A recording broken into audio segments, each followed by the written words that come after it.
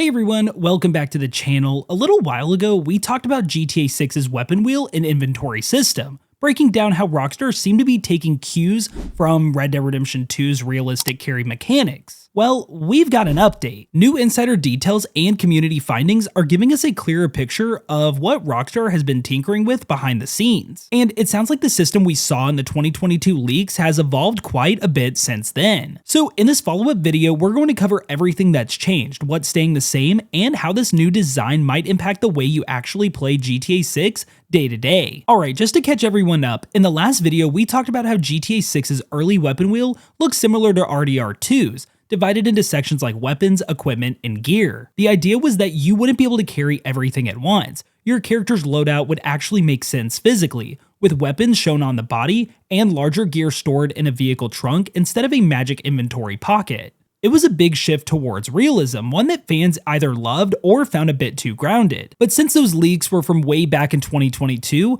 a lot of people, including Rockstar insiders, warned that the system would almost certainly evolve.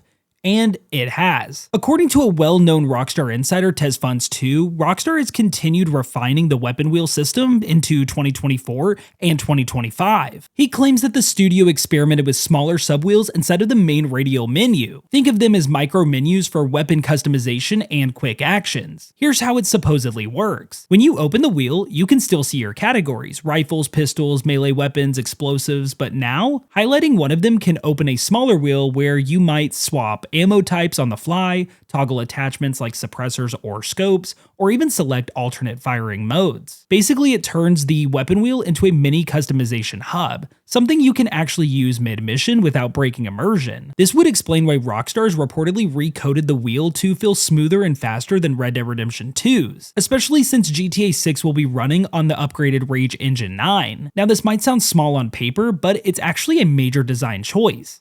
Rockstar doesn't want GTA 6's realism to slow you down in the way RDR2's sometimes did. Instead, they're trying to find a middle ground, cinematic realism that meets fluid gameplay. So imagine this, you're in a high-speed shootout, you pop open the weapon wheel, flick to your rifle, and with one motion you switch to armor-piercing rounds. No pause menus, no pop-ups, just smooth control. That's what these sub-wheel tests are believed to be aiming for. Now, here's the part that hasn't changed: the limited inventory system. Rockstar is still planning for players to carry only what makes sense. If you want more gear, you'll have to stash it in your vehicle. And that's something we briefly talked about last time, but it's looking more and more likely. One scene from trailer 2 where Jason and Lucia open the trunk of their car filled with items isn't just a cinematic touch, it might actually hint at a core gameplay mechanic. That trunk could act as your personal armory, a mobile version of RDR2's horse storage system. Need extra ammo? Go to the trunk. Want to swap out your rifle for a rocket launcher? Pop it open mid-mission and make the change. It's functional immersion, giving purpose to your vehicle beyond just driving and customization. Now, remember that early leaked gameplay footage from 2022? Well, the weapon wheel looked pretty rough, almost placeholder-like, with simple icons and a limited number of weapon slots. According to insiders, that version was exactly that, a placeholder build.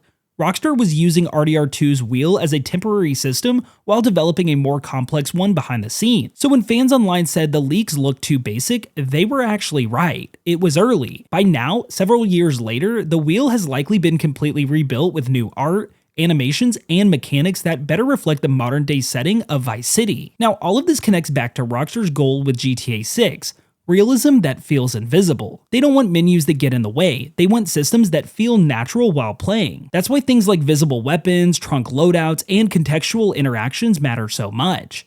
It's not about adding layers of complexity, it's about making you feel like you're really living inside of Vice City. Your character's body, their car, even the environment becomes part of your inventory. So what's next? Well, we're still expecting Rockstar to reveal some official gameplay footage possibly in early 2026, and that's likely where we'll finally see the weapon wheel in action. If the leaks and insider info line up, we'll see Jason switching between weapons, grabbing gear from the trunk, and maybe even modifying attachments on the fly. And that's going to be the moment we understand just how far the system really has come. And honestly, considering Rockstar delayed GTA 6 from fall 2025 to May 2026, it's possible this overhaul was one of the reasons why. It just means they're perfecting all of the details. So yeah, while this might seem like a small gameplay element, it's one of those subtle things that define how the game feels. If Rockstar nails this system, balancing immersion, realism, and player freedom, GTA 6 could easily become one of the most tactile and believable open world experiences ever made. We're not just talking about a new weapon wheel, we're talking about how you exist in Rockstar's world, what you carry, where you store it, and how that affects every encounter you have. So that's your quick update on GTA 6's weapon wheel and inventory system. If you haven't seen my previous breakdown covering how this system first appeared in the leaks, check that out right after this. It gives great context for what's changed. But I do want to hear from you guys. Do you like where Rockstar's heading with this more realistic inventory design? Or do you miss the simplicity of GTA 5's instant access loadouts? Drop your take in the comments below. I'll be reading through all of them.